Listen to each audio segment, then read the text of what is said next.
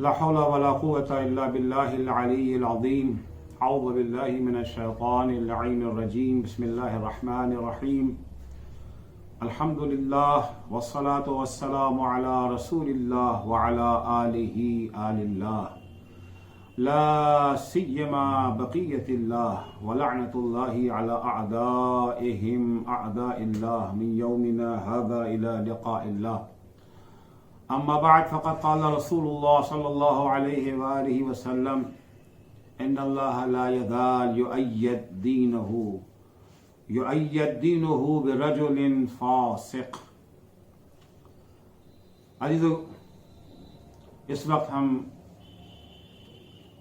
قائد عظیم الشان انقلاب اسلامی حضرت آیت اللہ العظمیٰ امام خمینی قدس سرہ الشریف کی 31ویں برسی منا رہے ہیں. موضوع سخن محمد رضا شاہ پہلوی کی غیر اسلامی اور غیر اخلاقی حرکتیں. عزیزو، امام خمینی کے کارنامے کی عظمت کو سمجھنے کے لیے اس موضوع کو سمجھنا بہت ضروری ہے. یہ تاریخ کی ستم ظریفی ہے کہ محب اہل بیت مسلمان ملک کی باغ ڈور اس شخص کے ہاتھ میں تھی جو سرے سے اسلام ہی کا قائل نہ تھا. محمد رضا پہلوی کی حقیقت اگر سمجھنا چاہتے ہیں، کن ہاتھوں میں ایران تھا اور کس طرح سے کن جافشانیوں سے امام خمینی نے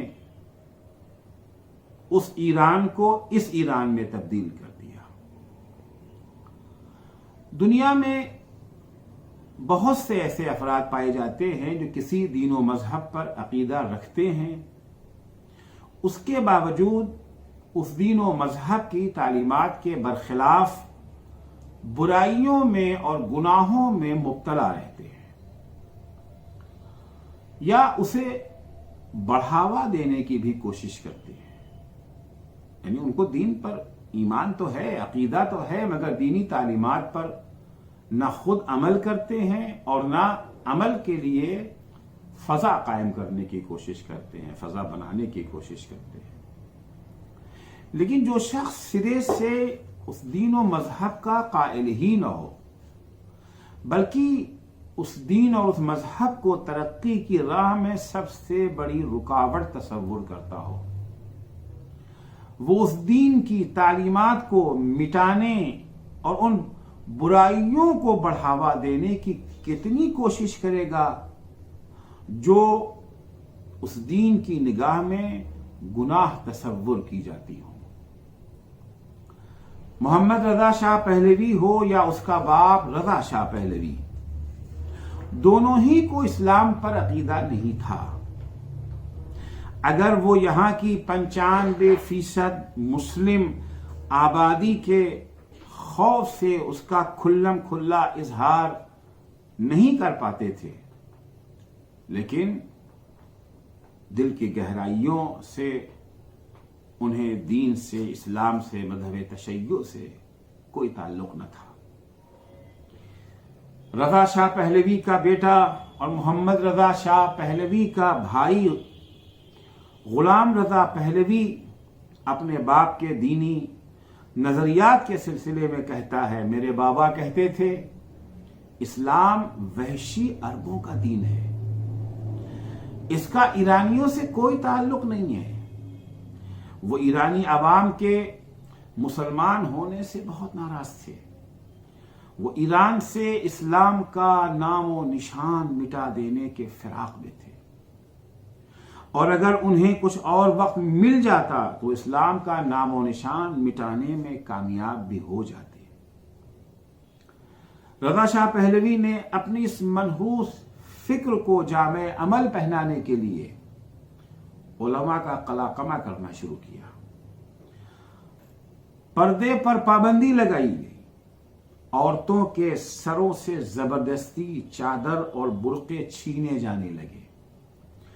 اسلام کو بقائے دوام دینے والی عزاداری پر پابندی لگا دی گئی، اسے ناقابل معافی جرم قرار دے دیا گیا۔ عریانیت، بے حیائی اور فحاشیت کو بڑھاوا دیا جانے لگا۔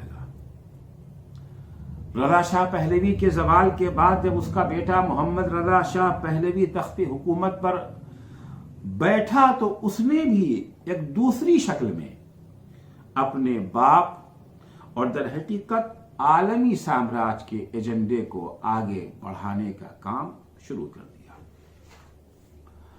محمد رضا اگرچہ خود کو بظاہر اسلام دوست، حامی تشیع اور عزادار امام حسین شو کرتا تھا، لیکن حقیقت یہی ہے کہ وہ بھی دین و مذہب کے سلسلے میں اپنے باپ ہی جیسا تھا۔ البتہ اس کے باپ کے افکار بھی عالمی سامراج کی دین تھی، اس کی فکر اپنی فکر نہیں تھی۔ وہ سامراجی ہاتھوں کا دست پروردہ تھا، سامراجی ہاتھوں نے اسے پالا پوسا تھا، سامراجی ذہن میں تیار کی ہوئی سازشوں کو جامع عمل پہنانے کے لیے ہی اسے ایران میں حاکم بنایا گیا تھا۔ دیکھیے، انسان کے حقیقی نظریات کو اس کی بیوی سے بہتر کون جان سکتا ہے؟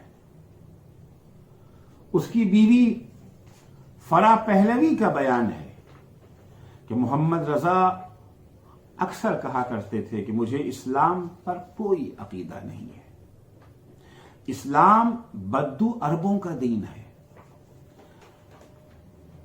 محمد رضا نے بھی اپنے باپ کی طرح اسلام کا نام و نشان مٹانے کے لیے کوئی کسر نہیں چھوڑی۔ ایران میں ہجری شمسی کیلنڈر رائج تھا، جس کا آغاز حضرت کی ہجرت سے ہوتا تھا۔ یہ کیلنڈر ایران کے اسلام سے تعلق کی علامت تھا۔ محمد رضا نے اسے بھی تبدیل کرنے کا حکم دے دیا۔ جب ہجری شمسی سے شہنشاہی میں کیلنڈر تبدیل کر دیا گیا تو فرح پہلوی کا بیان ہے کہ محمد رضا نے اطمینان کا سانس لیا اور کہا، آج ہم صحرا نشیں بدو عربوں کی تاریخ کو تاریخ کے کوڑے دان میں پھینکنے میں کامیاب ہو گئے۔ مجھے امید ہے کہ ہم ایک دن ان کے دین سے بھی آزاد ہو جائیں گے۔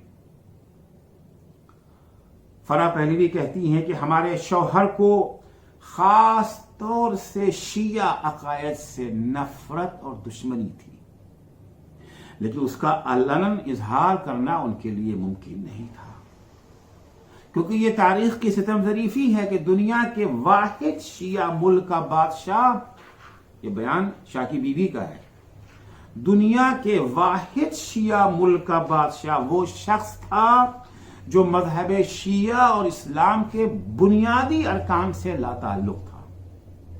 لا تعلق ہی نہیں، نفرت کرتا تھا اس سے۔ ان کے درباری انہیں اسلام کی بنیادیں کمزور بنانے کی نت نئی ترکیبیں ہر روز سکھایا کرتے تھے۔ یہ بیان شاہ کی بیوی کا تھا۔ محمد رضا پہلوی کا بھائی غلام رضا پہلوی اپنے بھائی کے سلسلے میں کہتا ہے کہ محمد رضا ہمیشہ اس بات سے ناراض رہا کرتے تھے کہ ایران کے آئین میں اسلام کو ملک کے قانونی دین کی حیثیت سے تسلیم کیا گیا ہے۔ وہ اسے انسانی حقوق کے خلاف تصور کرتے تھے۔ وہ علماء دین کو سیاہ رجعت پسندی کے لقب سے یاد کرتے تھے، اور ان کا خیال تھا کہ علماء سے مقابلہ اور ان کی طاقت کو توڑنے کا بہترین ذریعہ اسلام کو کمزور بنا دینا ہے۔ محمد رضا پہلوی نے اپنے انہی فاسد خیالات کے پیش نظر ہر اس چیز کو بڑھاوا دینے کے لیے ایڑی چوٹی کا زور لگا دیا جو اسلام کی نظر میں حرام اور گناہ تھی۔ گلی گلی شراب خانے کھول دیے گئے، روٹی کی دکانوں سے زیادہ شراب کی دکانیں کھل گئیں، فحش فلموں کا سیلاب آ گیا. فلموں کے ایڈورٹائز پر مشتمل پوسٹر جو دیواروں پر لگائے جاتے تھے اتنے گندے اور فحش ہوتے تھے کہ دیندار شرفاء سڑکوں پر اپنا سر جھکا کر چلنے پر مجبور تھے. جگہ جگہ فاحشہ خانے کھول دیے گئے تھے، عیاشیوں کے اڈے قائم کر دیے گئے تھے تاکہ نوجوانوں کے عفت و پاکدامنی کا جنازہ نکال دیا جائے. عفت و پاکدامنی کا لفظ شرمساری کا سبب بن جائے، شرمندگی کا سبب بن جائے. تشیع دشمنی میں بہائیت کو اتنا بڑھاوا دیا گیا. سب جانتے ہیں آپ لوگ کہ بہائیت ایک استعماری اور سامراجی مذہب ہے جسے تشیع کی بنیادیں منہدم کرنے کے لیے عالمی سامراج نے اسے ایجاد کیا تھا. بہائیت کو اتنا بڑھاوا دیا گیا کہ امیر عباس ہویدا کی کابینہ میں 4 سے 5 بہائیوں کو وزارت کا قلمدان سونپ دیا گیا. خود امیر عباس ہویدا جو وزیر اعظم تھا شاہ کا، وہ خود بھی بہائی تھا. وزیر تعلیم فراہ رو پارسا بہائی، وزیر صحت منوچہر شاقلی بہائی، وزیر زراعت منصور روحانی بہائی، وزیر تجارت منوچہر تسلیمی بہائی. یہ وہ افراد جو کھلم کھلا جن کے بارے میں ان کا بہائی ہونا معلوم تھا. اندرون خانہ کتنے تھے خدا ہی بہتر جانتا ہے. سیاست کے علاوہ فوج میں بھی بہائیوں کا دبدبہ قائم تھا. فوج کے سپہ سالار جنرل اظہاری بہائی تھے. انہیں انقلابی تحریک کے دوران شاہ نے وزیر اعظم بھی جو ہے بنا دیا تھا. جنرل شفقت بہائی، جنرل فریدون جم بہائی، جنرل زرغام بہائی، جنرل پرویز خسروانی بہائی. یہ وہ بڑے اعلی فوجی افسران ہیں جو بہائی تھے اور فوج کی اصل کمان انہی کے ہاتھوں میں تھی. معیشت کی باغڈور بھی حجبر یزدانی جیسے بہائیوں کے ہاتھ میں تھی.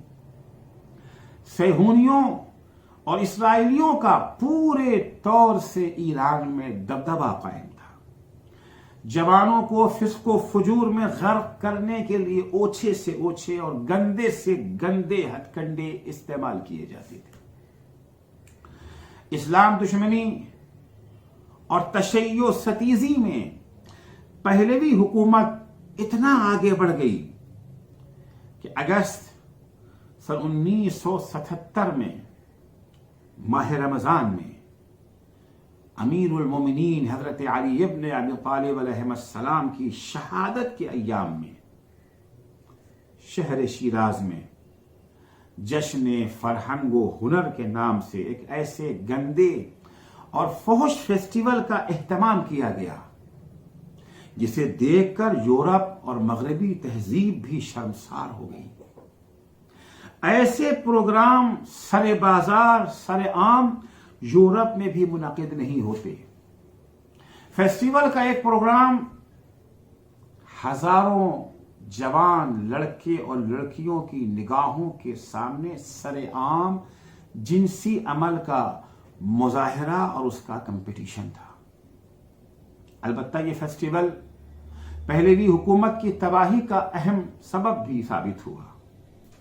سچ ہے عدو شود سبب خیر گر خدا خواہد.